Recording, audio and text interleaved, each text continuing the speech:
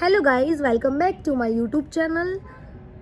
અત્યાર સુધી જો મારી ચેનલને સબસ્ક્રાઈબ ના કરી હોય તો પહેલાં જઈને કરજો, કારણ કે હવે ક્યાંક ક્યાંક વ્લોગ, કવિતા અને એ બધાની વચ્ચે જાણકારી પણ હું લઈને આવી રહી છું, કેમ કે તહેવારો નજીક છે અને આ વિડીયો રેકોર્ડ કરતી વખતે પણ તમને કદાચ પાછળથી લપેટની બૂમો સંભળાશે અને ખબર નહીં પતંગ કપાઈ ગયો, તૂટી ગયો કે અપાવા જા, આવી બૂમો પણ સંભળાશે, કારણ કે આસપાસના મોસ્ટલી બધા ધાબા ઉપર કોઈક ને કોઈક પતંગ અત્યારે ચગાવી રહ્યું છે. સરસ મજાનો સૂર્યાસ્ત અત્યારે થયો છે, ત્યારે આ બધાની વચ્ચે મારે વાત કરવી છે. કોઈ બી તહેવાર છે ને આવે અને બસ જતા રહે છે, પણ ક્યારેય આ વ્યસ્ત અને મસ્ત દુનિયામાં આપણને છે ને ફુરસત કે એવો ટાઈમ નથી મળતો કે આપણે એના ઇતિહાસ સુધી પહોંચીએ. તો જેમ કે મારી ટેવ છે કે હું ન્યૂઝપેપર વાંચું છું રોજ, એમાંથી મને કંઈક નવું મળ્યું છે તો મને થયું કે તમારા સુધી કેમ ના પહોંચાડું. તો બસ કેમેરો ચાલુ કર્યો અને આવી ગઈ.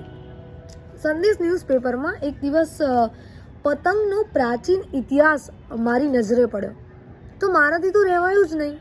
મને તો બસ મન થયું કે જઈને બસ કહી દઉં બધાને. જો મને ખબર છે કે પતંગનો પ્રાચીન ઇતિહાસ શું છે, તો પછી મારા વ્યુઅર્સ કે મારા પોતાના લોકોને કેમ ના ખબર હોય આ વસ્તુ માટે. તો બસ આ પેપરમાં નાનકડો અમથો લેખ છે એ હું વાંચું છું, જેનાથી તમને ક્યાંક આપણા ઇતિહાસની વાતો જાણવા મળશે અને પતંગના તહેવારની ઉજવણી આપણે ક્યારથી અને શા માટે કરીએ છીએ આ વસ્તુની જાણકારી મળશે. તો કંઈક એવું છે, પતંગબાજીનો શોખ આમ તો નવાબી શોખ કહેવાતો અને સૌપ્રથમ ઈસવીસન પૂર્વ 206માં પ્રથમ પતંગ ચગાવનાર ચીનના હુઆન થેંગ હતા તેમ મનાય છે. તેમણે પ્રથમ ભમરા જેવી પતંગ બનાવી હતી. ચીનમાં પતંગનો ઉપયોગ લશ્કરમાં સંકેત તરીકે કરવામાં આવતો હતો. આ પતંગબાજીનો શોખ ઉડતા ઉડતા ભારત ખંડમાં, પશ્ચિમ એશિયામાં, અગ્નિ એશિયામાં, ઇજિપ્તમાં, ગ્રીસ અને હિન્દુસ્તાનમાં આવ્યો. હિન્દુસ્તાનમાં સર્વપ્રથમ પતંગબાજી 1750ની સાલમાં પૂરજોશે થઈ હતી. વિચાર તો કરો, 1750ની સાલમાં શરૂઆત થઈ હતી. નવાબો તેમજ શહેનશાહોએ આ પતંગબાજીને શાહી રમતનો દરજ્જો આપ્યો છે.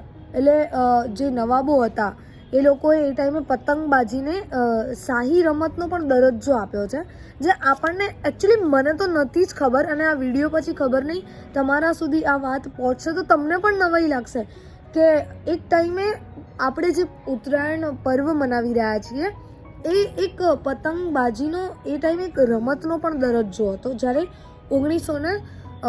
1750ની વાત છે. જે ફૂલી ફાલીને અમદાવાદ, સુરત, વડોદરા જ નહીં પરંતુ સમગ્ર ગુજરાતમાં મોજ મજા અને આનંદ પ્રમોદનો લાવો લૂંટતી પ્રજાજનોના ઉત્સવ પ્રિય માનસને પોષી રહ્યો છે.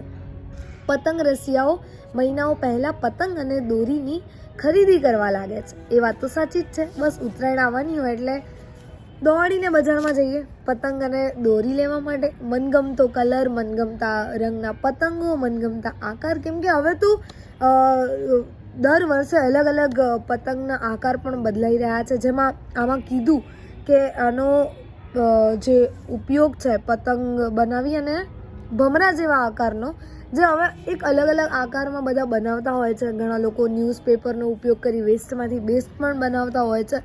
તો આ હતો પતંગનો પ્રાચીન ઇતિહાસ. આઈ હોપ કે તમને આ વિડીયોથી કંઈક નવું જાણવા મળ્યું હશે કે પતંગ ના જે આ પર્વ છે એક સમય માટે એ રમતમાં પણ ગણવામાં આવતો હતો અને ત્યારબાદ એ પર્વમાં પરિવર્તિત થયો છે. આવું હું નહીં, પણ આ પેપરમાં આર્ટિકલ આવ્યો છે એના પ્રમાણે છે. બાકીની માહિતી તો ગૂગલ અને એના ઉપર છે જ. બસ મન થયું કે તમારા સુધી આ વસ્તુને પહોંચાડું. જો તમારા સુધી આ જાણકારી પહોંચી જ છે તો બીજા 10 લોકોને પણ મોકલો. આપણે શેર કરવામાં શું વાંધો છે, ફ્રીમાં જ થાય છે એ અને સબસ્ક્રાઈબ બંને.